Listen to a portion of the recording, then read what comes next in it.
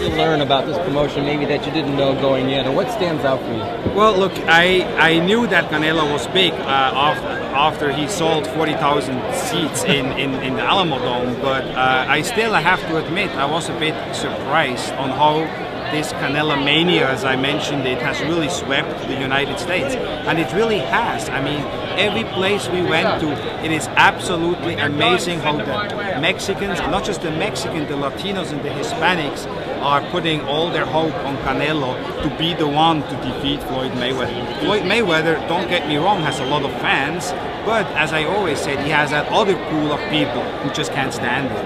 And I think together, you take these three groups, the Floyd Mayweather fans, particularly in the urban market, those who dislike him, many of them in the Anglo market or so, and then you have the Mexican and the Latino fan base.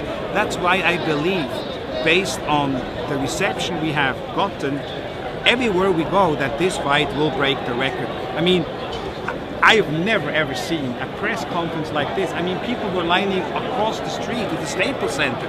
I mean, it's unbelievable. The head of PR, Michael Roth, right there, he was telling me that there were more people out here than the Sparks, who was playing a basketball game inside Staples Center. I mean, it's unheard of. Do you think individually either one of them are as big as Oscar was at his peak? I think based on the fact that the gate is bigger, the closed circuit deal I made with Joe Gallardi is about 30-35% bigger than what I've done for the Mayweather fight. Based on the way this fight has been embraced by the fans wherever we went, yes, it's bigger. It's bigger. Richard Schaefer was telling me as well, closed circuit seats. He's never seen closed. I mean, we're talking about 5,000-6,000 closed circuit seats already sold in Las Vegas. That never happens. So this fight, all the indications are such that it will be bigger. If in the end it's going to break the record, look, I don't know, but I like our chances. Speaking of the record, how are you planning on pricing this pay-per-view? You see, a lot of people said, well, it's going to be such a big fight, it's going to be $80, $90 pay-per-view, $100 I even heard, but we don't want to do that.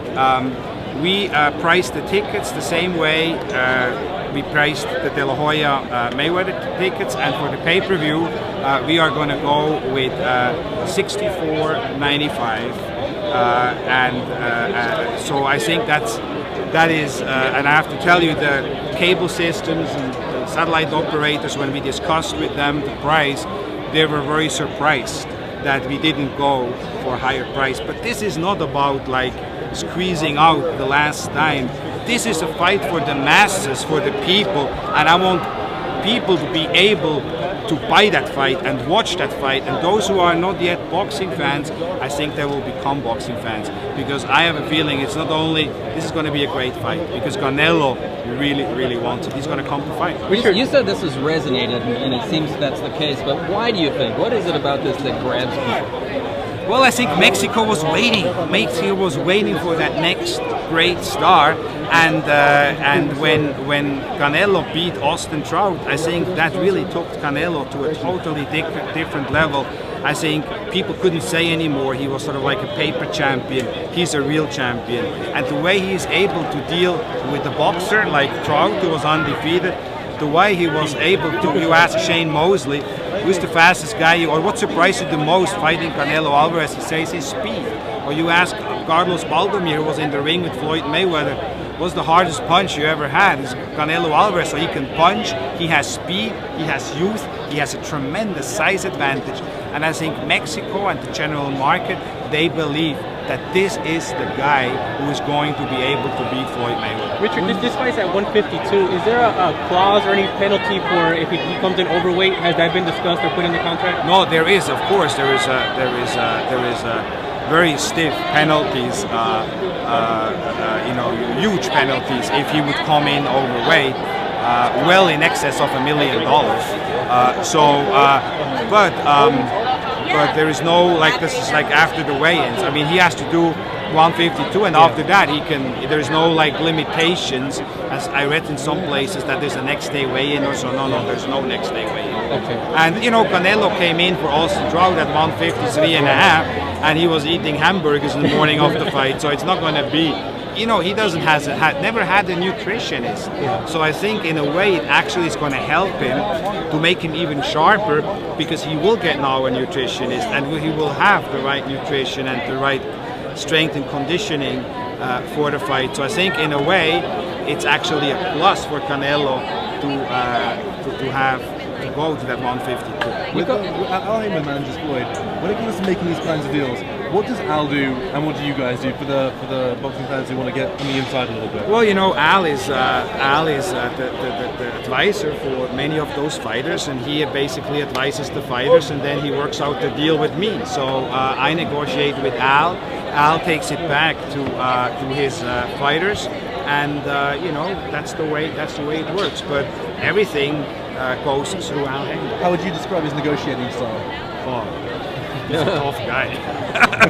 He's a tough guy, and when you think, you know, you have a fight, it's like, okay, there we go again, you know. So he's a very, very tough negotiator, and you know, I think that's one of the reasons why you see Floyd Mayweather as the highest paid athlete in the world, and not just in boxing, athlete in the world. So he obviously does something right, and that's why all those fighters who are promoted by Al Heyman, I think they first thank Al Heyman and then they thank God. Are we ever going to see him at one of these press conferences? Excuse me? Are we ever going to see him at a press conference? Who knows? Maybe he's here. Promotion. You called it the biggest promotion you guys have done. What have you done differently in this promotion that you haven't done? Is it just investing more money into it? Well, you know, we put together a press tour which probably cost us $1.5 million. So we went to, we really took it to the people in open spaces. And when you go into open, like for example, Times Square in New York, you do a press, you shut down in the afternoon, Times Square in New York, it costs you $350,000, okay? So that's just that. And then you have a lot of people to put these tours together, from the hotel room to the transportation, for everything, 3 private jets, 3 Gulfstream 5s. So you add all these things together, you know, right there you're already at well over $1 million, and then, you know, these things, probably when everything is said and done, I wouldn't be surprised if it's close to $2 million. But I think it's great for the sport, because those people who were here today, or those other probably 100,000 or so in the other locations, they will tell their friends, and they're excited, and they will buy the fight, and they want to be part of it. Is there any way to quantify the money you spend, what that translates into in terms of pay-per-view buys? No, you can't, but I think what you can do is you can see the hype. I mean, this is unbelievable. This is unreal, and so that's why would we have sold out the venue in, you know, less than 24 hours? I don't know. Would we have sold already 5,000 or 6,000 closed circuit seats in Las Vegas without the tour? Would Joe Gallardi, who does the closed circuit, already has these early orders like he's never seen before? I don't know. I think it helps, and the momentum is just amazing. I was